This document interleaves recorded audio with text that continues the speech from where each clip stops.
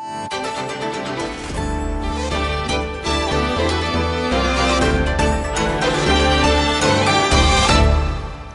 to have you with us on this edition of NHK Newsline. I'm Raja Pradhan with the news from Tokyo. We begin with the coronavirus situation here in Japan. The state of emergency in Tokyo, Osaka, and 2 other prefectures is scheduled to end in less than a week. And intensive preventive measures in 7 other prefectures are also set to end at the same time. Prime Minister Suga Yoshihide has indicated he'll decide whether to extend these policies. We'll decide what to do with the state of emergency and other measures by the end of this week. After hearing from experts, we can see a clear reduction in the flow of people, which was one of the major aims. Wednesday is the final day of the spring holiday period here in Japan. Public transportation would be normally congested with people returning home from their destinations. No major congestion was seen at Haneda Airport in Tokyo. But there were more people than the same period last year when the whole of Japan was under a state of emergency. We've met my parents in Western Japan for the first time since my baby was born. I was worried about whether to go home, but I waited for a year, and I thought I might wait another year if I missed this moment. Tokyo reported 621 new cases on Wednesday. The total count in the capital is about 143,000. Osaka confirmed 668 new infections, bringing the total tally in the prefecture to nearly 86,000.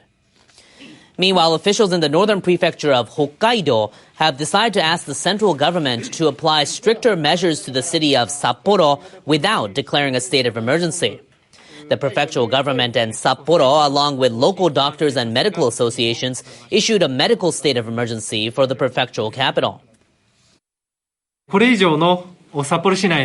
It is a turning point to see if we can contain the further spread of the virus in the city and curb the rapid spread to the whole prefecture. Across the nation, officials reported over 4,000 new cases on Wednesday. 1,114 patients are in serious condition. That's the highest number to date. The World Health Organization says India is being hit hard by coronavirus variants.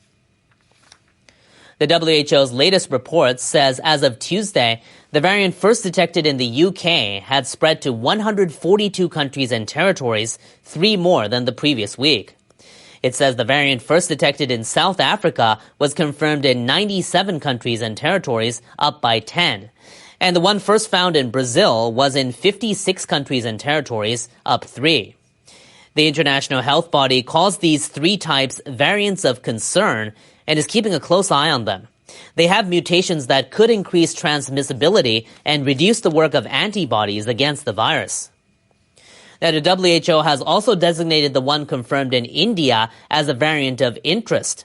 It was reported in at least 17 countries as of Tuesday last week.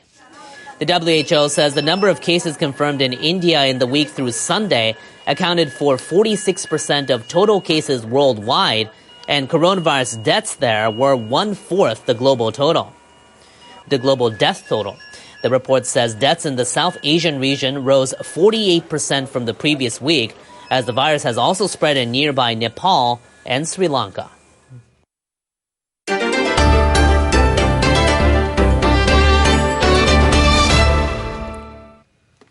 The foreign ministers of Japan and South Korea have held face-to-face talks amid chilly relations between their countries. Japan's Motegi Toshimitsu urged South Korea to take appropriate steps to resolve differences over wartime labor and those referred to as comfort women. Motegi met with his South Korean counterpart Chung Wi-young on the sidelines of the G7 meeting in London. The talks lasted about 20 minutes. It was their first meeting since Chung assumed his post in February. Motegi urged South Korea to take steps in response to a January court ruling ordering the Japanese government to compensate those referred to as comfort women. He also raised the prospect of taking the assets of Japanese companies in lieu of compensation for wartime labor. He said this must be avoided at all costs. Motegi urged South Korea to come up with an acceptable solution at an early date. Chung responded by explaining Seoul's long-standing positions on the issues.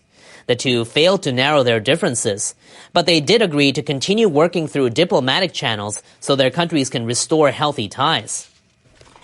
Now, Japan, the United States, and South Korea held their first talks between foreign ministers since the Biden administration took office. They confirmed they would coordinate closely following the completion of Washington's policy review toward North Korea. Motegi asked for cooperation and understanding in resolving the North's abductions of Japanese citizens. Both Chung and U.S. Secretary of State Antony Blinken indicated their support. Now, security has been at the heart of talks between the foreign ministers at the G7. It was also on the agenda at a working dinner with their counterparts from nations such as South Korea, Australia, and India.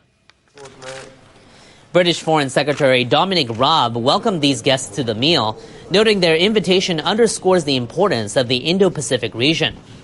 In an earlier G7 meeting, Japanese Foreign Minister Motegi stressed he was seriously concerned about China's enforcement of a new maritime police law. Motegi also said the G7 and the international community must come up with a unified message on the situation in Hong Kong and human rights issues in the Xinjiang Uyghur Autonomous Region. Regarding Myanmar, Motegi said Japan welcomes a recent statement by leaders of the Association of Southeast Asian Nations. He said the G7 must support ASEAN's efforts and work closely with the group. Now, on the sidelines, Motegi met with EU Foreign Policy Chief Josep Borrell. The two shared serious concerns over any unilateral attempts by China to change the status quo in the East and South China Seas. Motegi welcomed an earlier agreement by the EU members to reinforce the bloc's presence in the Indo-Pacific. Motegi also spoke to his German counterpart, Heiko Maas. He welcomed Germany's plan to send a naval frigate to the Indo-Pacific this summer. The two reaffirmed deepening security ties, including arranging joint exercises between the frigate and Japan's Maritime Self-Defense Force. And Motegi met with his French counterpart, Jean-Yves Le Drian, as well. They reaffirmed they would work closely together to make the next two Summer Olympic and Paralympic Games a success. The Tokyo Games are scheduled for this year. Paris is set to host them in 2024. Turning now to Mexico, where the president has pledged to carry out a full investigation into the collapse of a metro overpass that left over 20 people dead. The Mexican people must know the whole truth about the accident. We will hide nothing from them and act responsibly, as we have always done. The overpass collapsed in the capital, Mexico City, on Monday night, sending a subway car plunging onto a busy street. 24 people are confirmed dead, and nearly 80 were injured. The accident took place on the city's newest subway line that opened in 2012. Over 400,000 people use it every day. City officials say the bridge was inspected after a powerful earthquake hit the country's south last year, but no abnormalities were found. They say investigators will examine the structure of the overpass and its maintenance system with help from foreign companies. And those were the headlines we're following.